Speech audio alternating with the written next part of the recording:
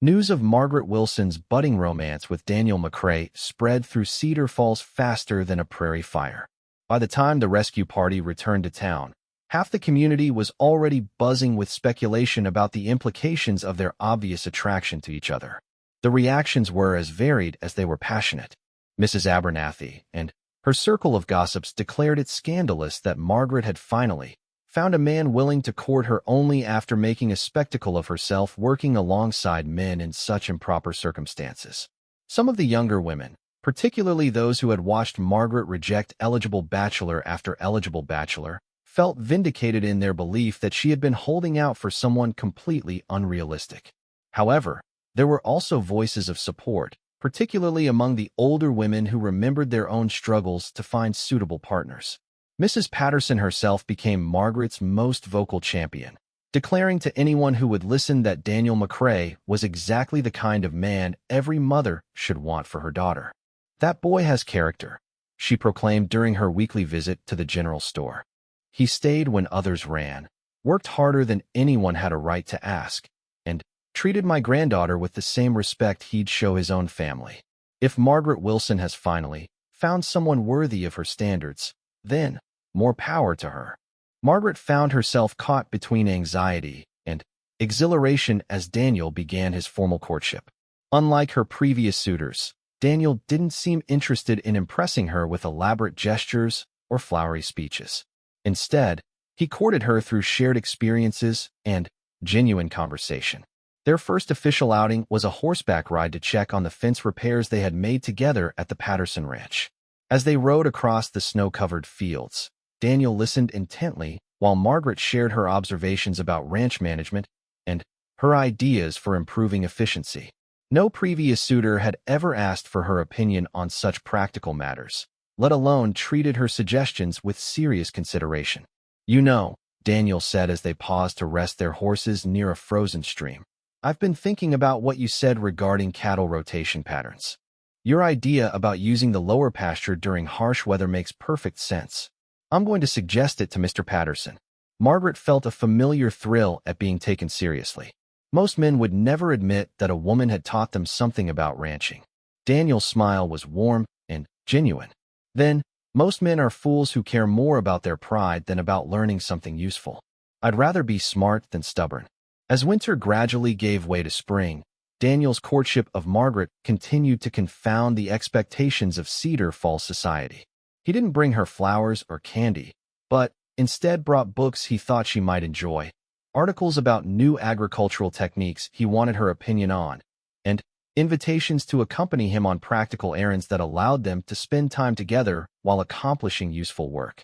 More importantly, Daniel made it clear that he valued Margaret's intelligence and independence rather than seeking to diminish them.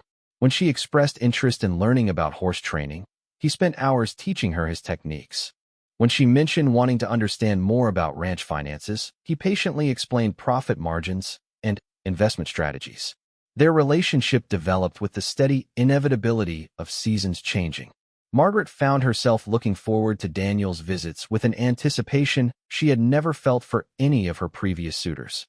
Their conversations ranged from practical matters like farming techniques to deeper philosophical discussions about their hopes and dreams for the future. It was during one of these conversations, as they sat on the porch of the Wilson farmhouse watching the spring rain fall, that Daniel first spoke of marriage. "Margaret," he said quietly, "I need you to know that I don't see marriage the way most men do. I don't want a wife who'll simply keep house and bear children while I make all the decisions. I want a partner, someone who'll work beside me and help me build something meaningful." Margaret's heart raced as she considered his words. "What exactly are you saying, Daniel?"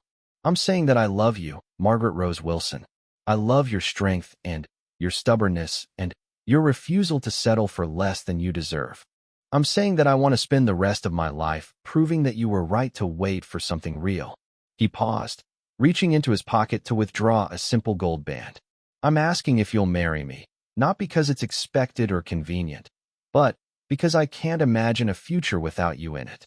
Margaret stared at the ring, her mind racing through all the reasons she had rejected previous proposals. With Daniel, those reasons simply didn't apply. He wasn't offering her security in exchange for submission, or social status in exchange for silence. He was offering partnership, respect, and genuine love. "Yes," she whispered, then, louder, "Yes, Daniel McCrae, I'll marry you." The announcement of their engagement sent shockwaves through Cedar Falls.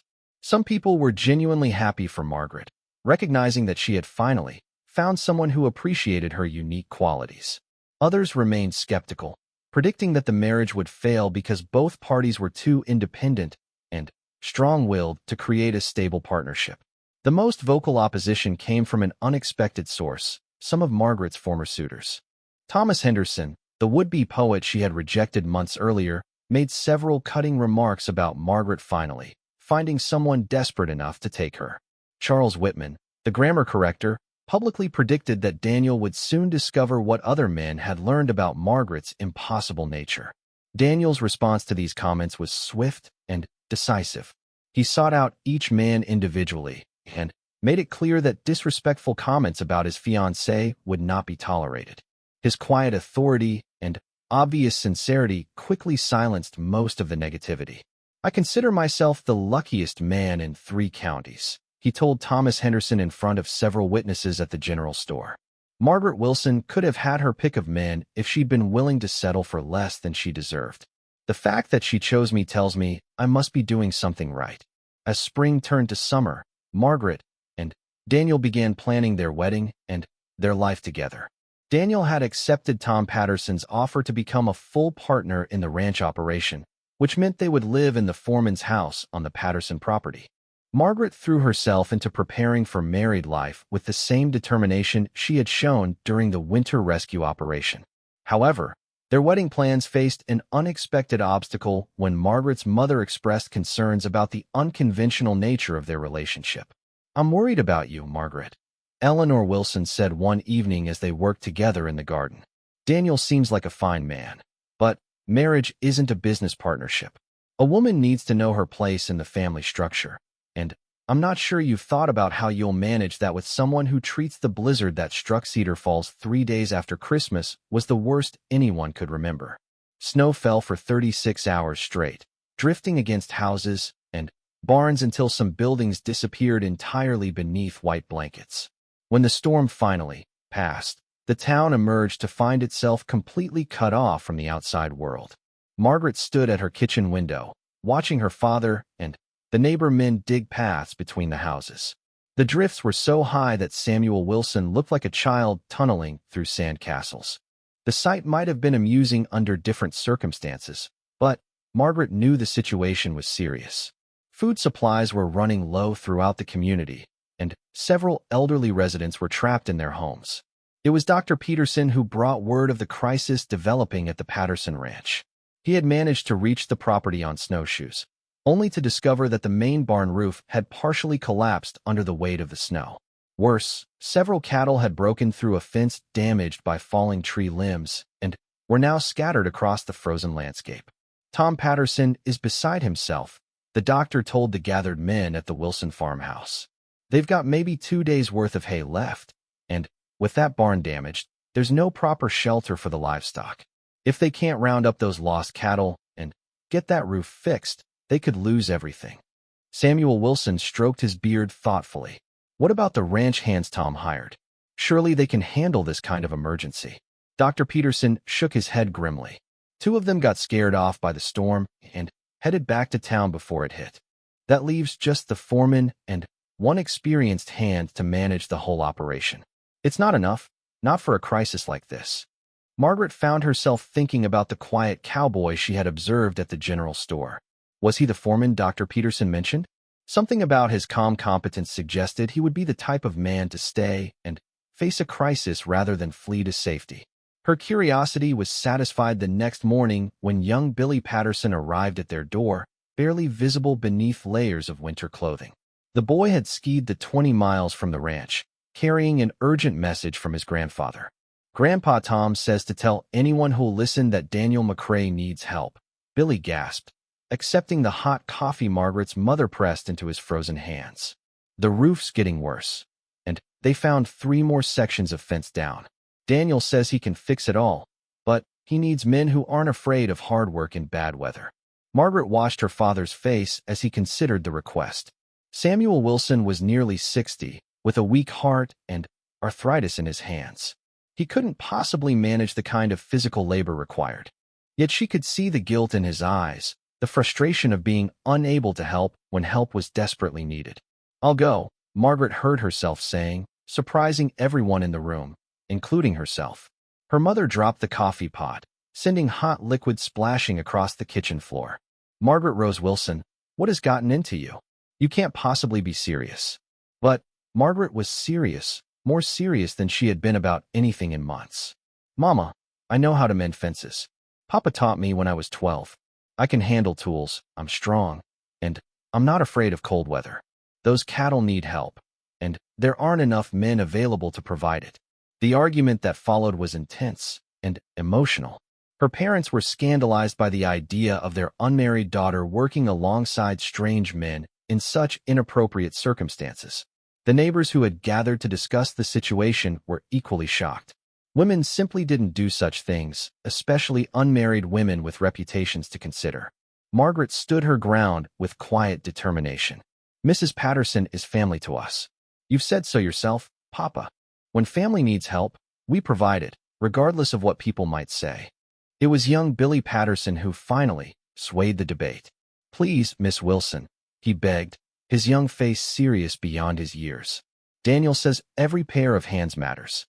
He said he doesn't care if someone's big or small, man or woman, as long as they're willing to work. Grandpa Tom might lose everything if we don't get help soon." Faced with the boys' desperate plea and their own knowledge of the Patterson family's dire situation, Margaret's parents reluctantly agreed. Samuel Wilson insisted on accompanying his daughter, despite his physical limitations, and Eleanor packed enough food and warm clothing for a week-long stay. The journey to the Patterson ranch was treacherous.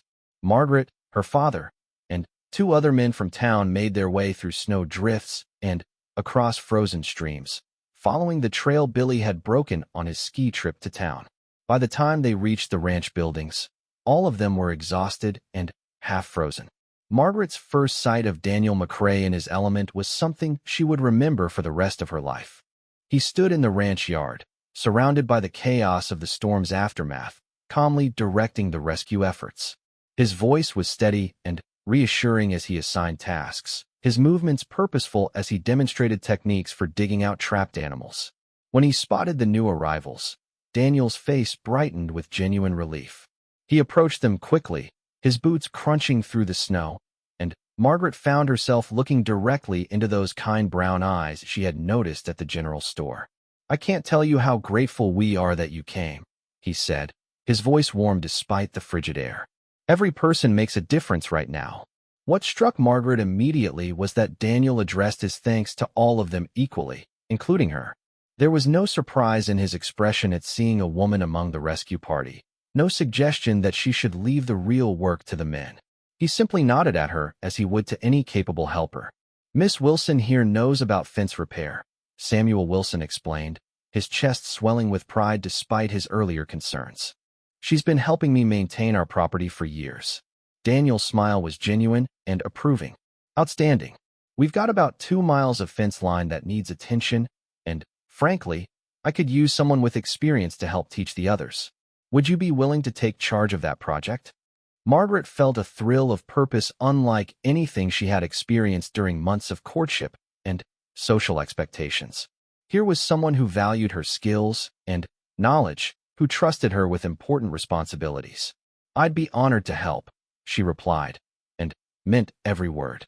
The work was harder than anything Margaret had ever attempted. For 3 days, she labored alongside Daniel and the other volunteers, repairing fences in sub-zero temperatures, digging cattle out of snow drifts, and helping to shore up the damaged barn roof. Her hands became raw despite thick gloves. Her muscles ached from unaccustomed exertion, and she fell into bed each night too exhausted to think. Yet she had never been happier. Working beside Daniel McCrae was a revelation. Unlike every other man Margaret had known, Daniel never felt the need to prove his superiority or demonstrate his knowledge at her expense. Instead, he listened to her suggestions, incorporated her ideas into their plans, and treated her as a valuable member of their team. More importantly, she discovered that beneath his quiet exterior lay a sharp intelligence, a gentle sense of humor, and an unshakable integrity that drew her like a magnet. During brief breaks from their work, she found herself engaging in the kind of meaningful conversations she had always craved but never found with her previous suitors. Daniel told her about growing up on a small ranch in Montana, about losing his parents to influenza when he was just 16, and about the years he had spent learning his trade from seasoned cowboys across the Western Territories. He spoke of loneliness and hardship without self-pity, of dreams and disappointments with quiet acceptance. In return, Margaret found herself sharing thoughts and feelings she had never expressed to anyone. She told Daniel about her frustration with the limited expectations placed on women, about her hunger for purpose and meaning beyond marriage and motherhood, about her fear that she was destined to remain forever on the outside of life, watching others find happiness while she stood alone. Daniel listened to every word with focused attention, never interrupting or offering unwanted advice. When she finished speaking, he was quiet for a long moment, his eyes thoughtful. "Seems to me you've got more courage than most people I've known," he said finally. "Takes real strength to hold out for what matters to you, especially when everyone's telling you you're wrong. I admire that." It was the first time anyone had described Margaret's choices as courageous rather than foolish or prideful. The simple validation meant more to her than all the flowery compliments she had received from previous suitors. As the rescue operation continued, Margaret became aware of subtle changes in the way Daniel looked at her, spoke to her, positioned himself in relation to her during their work. There was nothing inappropriate or presumptuous in his behavior, but she sensed a growing awareness between them, a recognition that something significant was developing.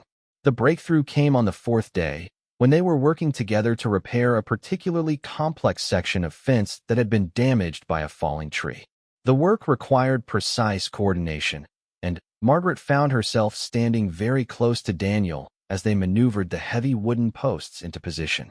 When their hands accidentally brushed while reaching for the same tool, Margaret felt a jolt of electricity that had nothing to do with the cold weather. Daniel's reaction was immediate and unmistakable. He sucked in a sharp breath and looked at her with an expression of wonder and confusion. "Miss Wilson," he began, then stopped, clearly struggling with something he wanted to say but couldn't quite find words for. "Margaret," she said softly. "Please, just call me Margaret." "Margaret." He spoke her name like it was something precious, something to be treasured. "I need to tell you something, but I'm not sure I have the right." Before he could continue, they were interrupted by Tom Patterson's urgent shout. A section of the barn roof was sagging dangerously, threatening to collapse completely and crush the animals sheltering beneath it. The moment was lost, but something had been acknowledged between them that couldn't be taken back. The crisis with the barn roof required all their attention for the remainder of the day. Working with desperate efficiency, the rescue team managed to shore up the damaged structure and move the livestock to safety just as the weakened timbers finally gave way. As they watched the roof collapse in a thunderous crash of splintered wood and twisted metal, Margaret realized how close they had come to disaster. That evening, as the exhausted workers gathered around the Patterson family's dinner table, Tom Patterson stood to address the group. The elderly rancher's eyes were bright with unshed tears as he looked at each person who had risked their safety to help save his livelihood. "I don't have words adequate to express my gratitude," he began, his voice shaking with emotion. "You folks didn't just save my ranch. You saved my family's future, my granddaughter's inheritance, everything 3 generations of Pattersons have built in this valley." He turned specifically to Daniel McCrae, his weathered hands clasped before him. "Daniel, I want you to know that there will always be a place for you here, for as long as you want it. I'd be honored to have you as my permanent foreman, with full authority over ranch operations and a partnership stake in the profits." Margaret felt her heart sink as she realized what Tom Patterson was offering. It was an extraordinary opportunity, the kind of position that could set a man up for life. But it also meant Daniel would be staying in Cedar Falls permanently, becoming part of a community that had already made its opinion of Margaret quite clear. Daniel's response surprised everyone, most of all Margaret herself. "Mr. Patterson, I'm honored by your offer, more honored than I can say, he replied slowly. But before I can give you an answer, I need to know something about this community. Specifically, I need to know if it's the kind of place where a man can make his own choices about his personal life without interference from busybodies and gossips. The silence that followed was deafening. Everyone in the room understood exactly what Daniel was asking, and why. Word of his growing attention to Margaret had not gone unnoticed, especially among the local women who had made disapproving comments about the impropriety of an unmarried woman working so closely with unmarried men. Tom Patterson looked around the room, his gaze settling on each face before returning to Daniel. Son, I've lived in this valley for 40 years, and I've learned that the measure of a community isn't whether people talk, it's whether they stand by each other when times get tough. These folks proved their character this week. I think you'll find they're good people who will support whatever choices you make, as long as those choices are honest and honorable. Margaret felt tears prick her eyes at the old rancher's words. Tom Patterson had just given his blessing to whatever relationship might develop between her and Daniel, and he had done it in front of the entire rescue party. It was a public endorsement that carried considerable weight in their small community. Daniel nodded slowly, a smile beginning to spread across his weathered features. In that case, Mr. Patterson, I'd be proud to accept your offer. I think Cedar Falls might just be the perfect place to put down roots. As the evening wound down and the rescue party prepared to return to town, Margaret found herself walking alone with Daniel in the crisp night air. The sky was clear for the first time in days, and stars glittered like diamonds against the black expanse above them. Margaret, Daniel said quietly as they paused near the gate of the ranch yard. I meant what I said in there, about making my own choices. I hope you understand what I was trying to tell you. Margaret's heart raced as she turned to face him. In the moonlight, his expression was serious but hopeful, his brown eyes warm despite the cold air. I think I do, she whispered. But, Daniel, you need to know something about me before you make any choices involving me. I'm not like the other women in this town. I've turned down every man who's ever courted me, including some who were considered quite good catches. People think I'm too particular, too proud, maybe even impossible to please. Daniel stepped closer, close enough that she could see her breath mingling with his in the frigid air.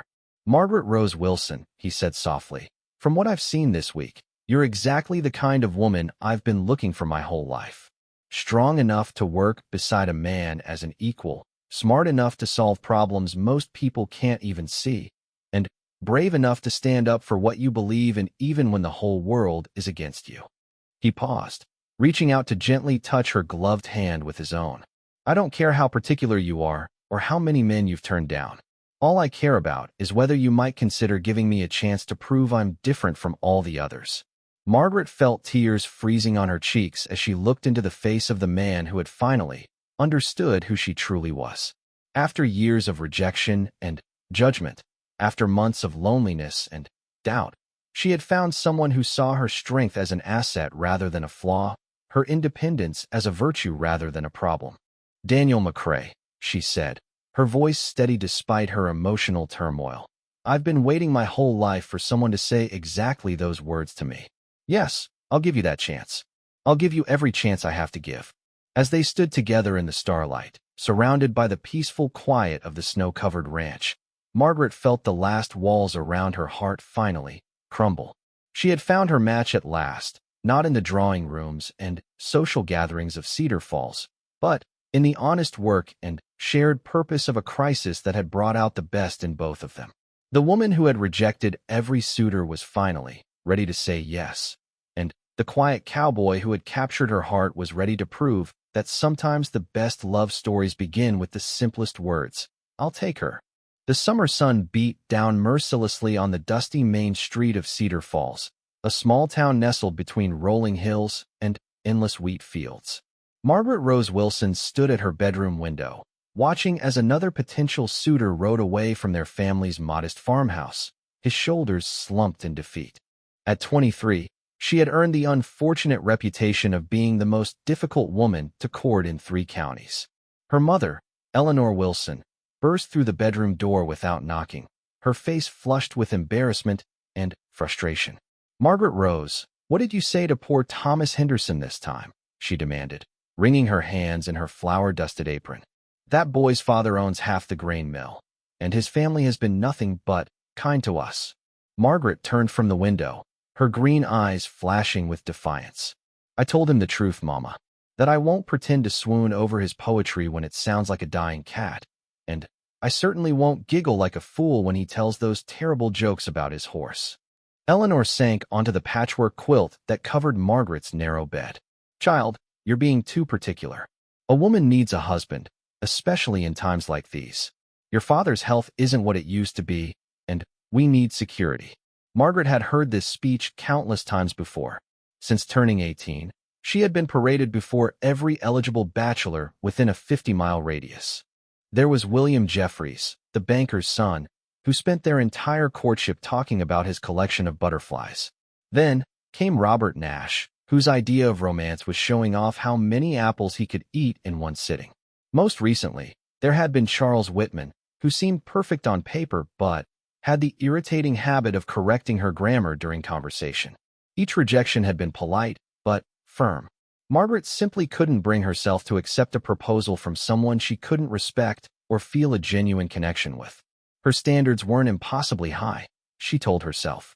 She just wanted someone who could hold an interesting conversation, who treated her as an equal rather than a prize to be won, and who didn't make her skin crawl when he tried to hold her hand.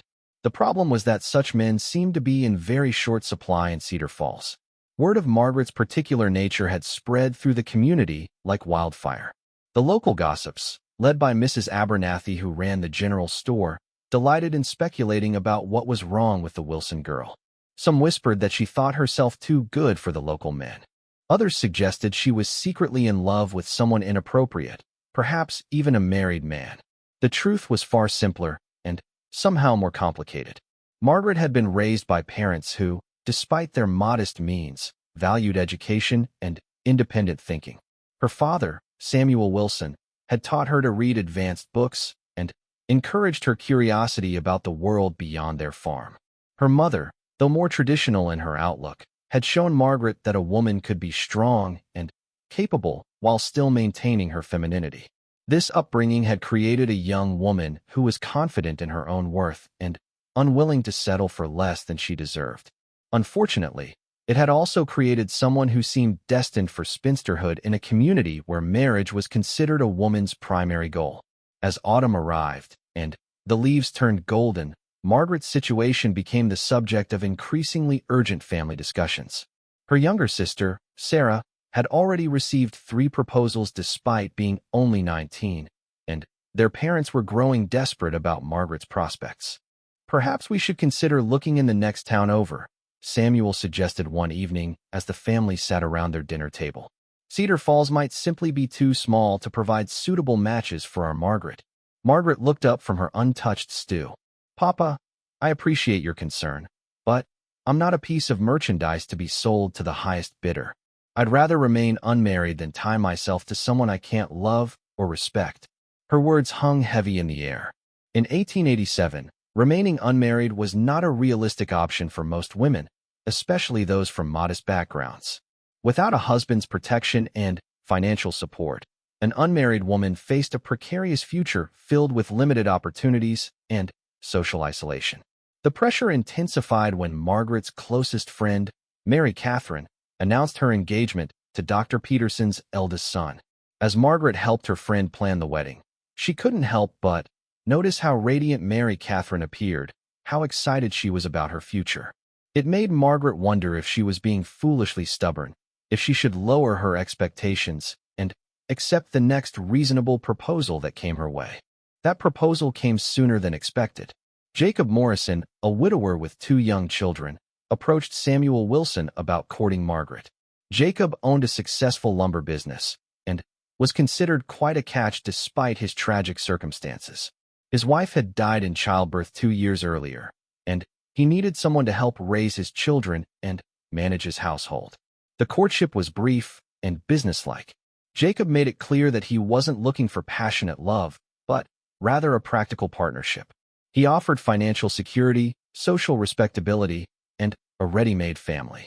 In return, he expected Margaret to be a devoted stepmother and dutiful wife. For weeks, Margaret wrestled with the decision. Jacob was kind enough, his children were sweet, and the arrangement would solve all her family's concerns about her future. Yet something deep inside her rebelled against the idea of a marriage based purely on convenience and mutual benefit. The breaking point came during a Sunday dinner at the Morrison house. As Margaret sat at Jacob's table, watching him carve the roast while his children chattered about their day, she felt a profound sense of emptiness. This could be her life, she realized. Pleasant enough, secure, respectable, but utterly lacking in the kind of deep connection and partnership she had always dreamed of. When Jacob walked her home that evening and asked for her answer, Margaret found herself shaking her head before she even formed the words. "I'm sorry, Jacob. I truly am. You're a good man, and you deserve someone who can love you the way you deserve to be loved. I'm afraid that someone isn't me." Jacob's face fell, but he nodded with quiet dignity. "I had hoped, but I understand. You're an unusual woman, Margaret Wilson. I pray you find what you're looking for." News of Margaret's latest rejection spread through Cedar Falls within hours. This time, the reaction was different. People were no longer merely puzzled or amused by her choices. They were scandalized. Jacob Morrison was considered the best possible match for a woman in Margaret's position, and her refusal was seen as the height of foolish pride. Mrs. Abernathy made her disapproval known during Margaret's next visit to the general store. "That poor Mr. Morrison," she clucked, shaking her gray head. "Two motherless children, and you couldn't find it in your heart to help them. I suppose you think someone better will come along." Margaret purchased her supplies in silence, but the woman's words stung. Was she being selfish? Were her dreams of finding true love just foolish romanticism that would leave her alone and bitter? The autumn social season brought new challenges. Margaret found herself increasingly isolated at community gatherings. The married women viewed her with suspicion, as if her unmarried state might be contagious. The unmarried women were either younger and still hopeful about their prospects, or older and resigned to spinsterhood in ways that frightened Margaret. Even her family began to treat her differently. Sarah, now engaged to the schoolteacher's son, seemed to regard Margaret with a mixture of pity and incomprehension. Their parents grew quieter when discussing the future, as if Margaret's stubborn independence had become a family embarrassment they preferred not to acknowledge. Winter arrived early that year, blanketing Cedar Falls in snow by late November. Margaret spent long hours helping her mother with household tasks, reading by the firelight, and wondering if she had made a terrible mistake. The loneliness was becoming harder to bear, and the whispers and stares in town had grown more pointed. It was during one of these dark December days that word arrived of a tragedy that would change everything. A winter storm had struck the Patterson Ranch, 20 miles south of Cedar Falls. The ranch hands had been caught in the blizzard while trying to bring the cattle to safety, and 3 men had died, including the ranch foreman who left behind a widow and young daughter. The news hit the community hard, but it was the aftermath that truly shook Margaret. The Patterson family, prominent landowners who had always been pillars of the community, found themselves in desperate need of help. The remaining ranch hands were inexperienced, and without strong leadership, the ranch was in danger of collapse. Margaret's father, who had worked for the Pattersons in his younger days, spoke about the situation with obvious concern.